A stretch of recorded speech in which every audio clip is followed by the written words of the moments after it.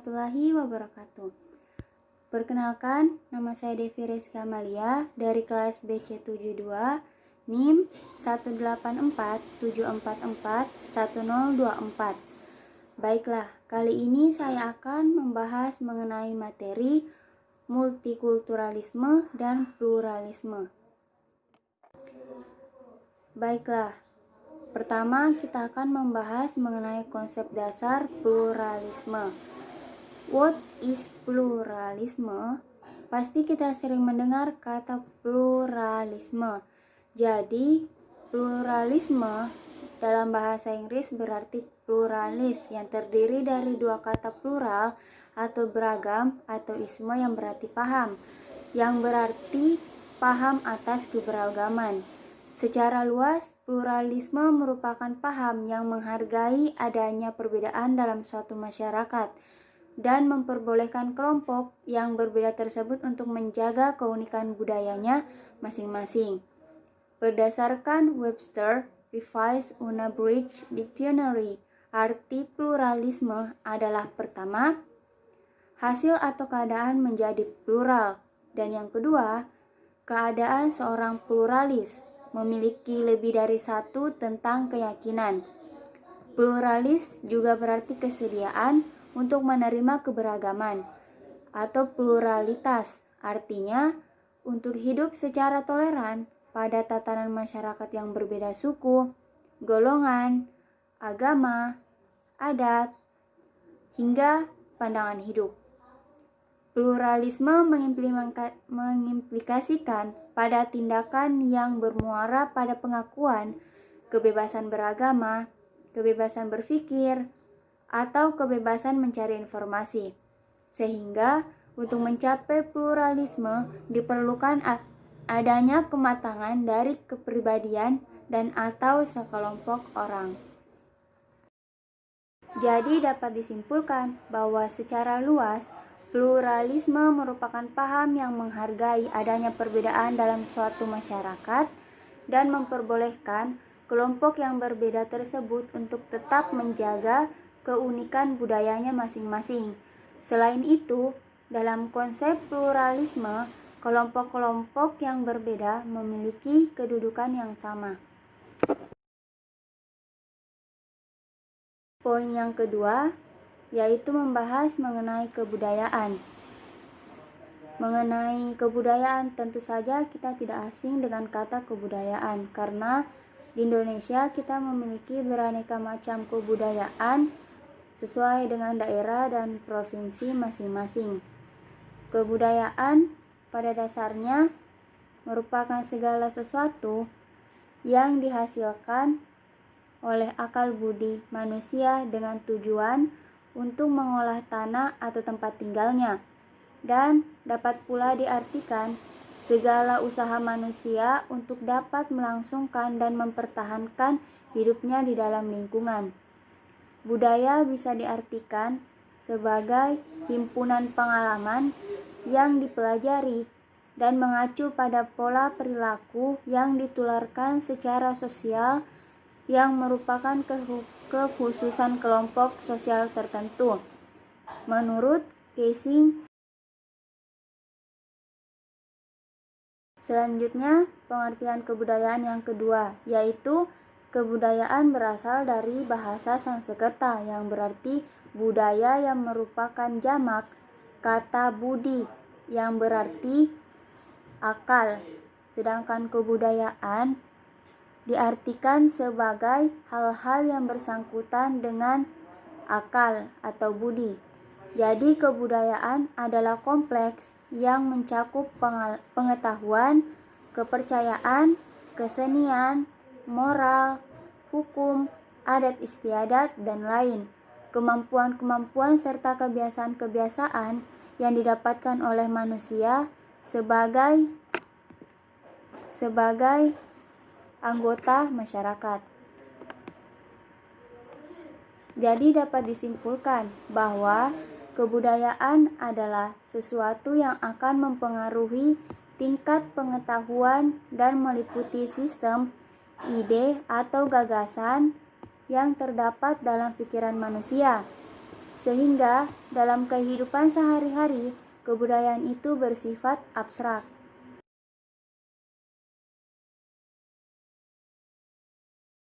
Poin yang ketiga yaitu membahas mengenai bentuk-bentuk kebudayaan.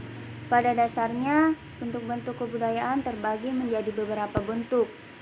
Yang pertama yaitu kebudayaan dibagi menjadi dua bentuk, yakni kebudayaan materi dan kebudayaan non-materi.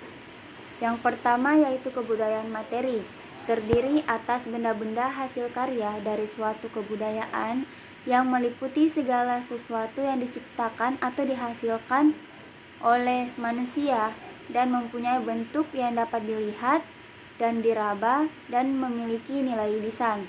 Contohnya itu seperti rumah, pakaian, mobil, kapal, gedung, pesawat, serta televisi.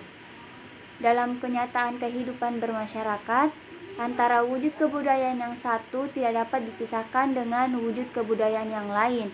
Sebagai contoh, wujud kebudayaan ideal mengatur dan memberi arah kepada tindakan atau aktivitas dan karya atau artefak manusia. Karena wujud kebudayaan satu mengapa tidak dapat dipisahkan dengan wujud kebudayaan yang lain, karena mereka saling berkesinambungan dan saling melengkapi satu sama lain. Selanjutnya yaitu mengenai artefak. Tentu membahas mengenai artefak kita tidak asing dengan kata ini, karena artefak tidak hanya kita dapatkan di pembelajaran ilmu pengetahuan sosial saja, tetapi kita sering mendengarnya di pembelajaran seni, pendidikan kewarganegaraan dan lain-lain. Kata artefak biasa juga kita sebut dengan karya. Jadi artefak atau karya merupakan wujud kebudayaan fisik yang berupa hasil dari aktivitas, perbuatan, dan karya semua manusia dalam masyarakat, berupa benda-benda atau hal-hal yang dapat diraba, dilihat, dan didokumentasikan. Selanjutnya yaitu kebudayaan non-materi. Kebudayaan non-materi terdiri dari kata-kata yang dipergunakan orang, hasil pemikiran adat istiadat, keyakinan dan kebiasaan yang diikuti oleh anggota masyarakat, norma-norma dan adat istiadat. Contohnya, berbagai norma yang mengatur perilaku manusia, yaitu norma agama, norma hukum, norma kesopanan, dan norma kesusilaan. Ada pula bentuk-bentuk kebudayaan yang lain, yaitu berdasarkan sejarah kebudayaan atau Redfield berpendapat bahwa bentuk kebudayaan dapat dibagi menjadi dua, yaitu kebudayaan rendah dan kebudayaan tinggi. Kebudayaan rendah bukan yang terjadi sehari-hari, tetapi bisa juga dikatakan sebagai kebudayaan tinggi, namun cakupannya tidak seluas kebudayaan tinggi. Dan yang kedua yaitu kebudayaan tinggi, sering dikatakan sebagai peradaban. Contoh dari kebudayaan tinggi yaitu peradaban lembah Sungai Nil dan peradaban Mesopotamia. Poin selanjutnya yaitu mengenai konsep multikulturalisme. Pada dasarnya multikulturalisme yaitu kebudayaan berasal dari kata multi yang berarti banyak, kultur berarti budaya, dan lisme berarti paham atau aliran. Dalam kata itu terkandung akan martabat manusia yang hidup dalam komunitasnya dengan kebudayaannya masing-masing yang unik. Dengan demikian, setiap masyarakat merasa dihargai. Pengertian definisi multikulturalisme yang lain yaitu pertama, sebuah pandangan hidup atau ideologi yang berpendapat bahwa manusia terdiri atas banyak kelompok orang yang dipengaruhi oleh kebudayaannya masing-masing. Definisi yang kedua yaitu sebuah ideologi akan mengakui dan mengagungkan perbedaan dalam kesejahteraan baik secara individual maupun secara kebudayaan. Dan yang ketiga, definisi yang ketiga yaitu pandangan dunia yang kemudian dapat diterjemahkan dalam berbagai kebijakan.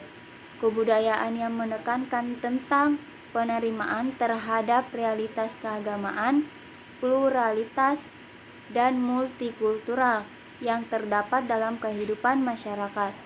Multikulturalisme juga dapat dipahami sebagai pandangan dunia yang kemudian diwujudkan dalam kesadaran politik.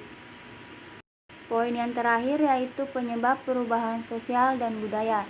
Yang pertama, penyebab perubahan sosial terdiri dari 4 faktor, yaitu faktor internal, faktor eksternal, faktor pendorong, dan faktor penghambat.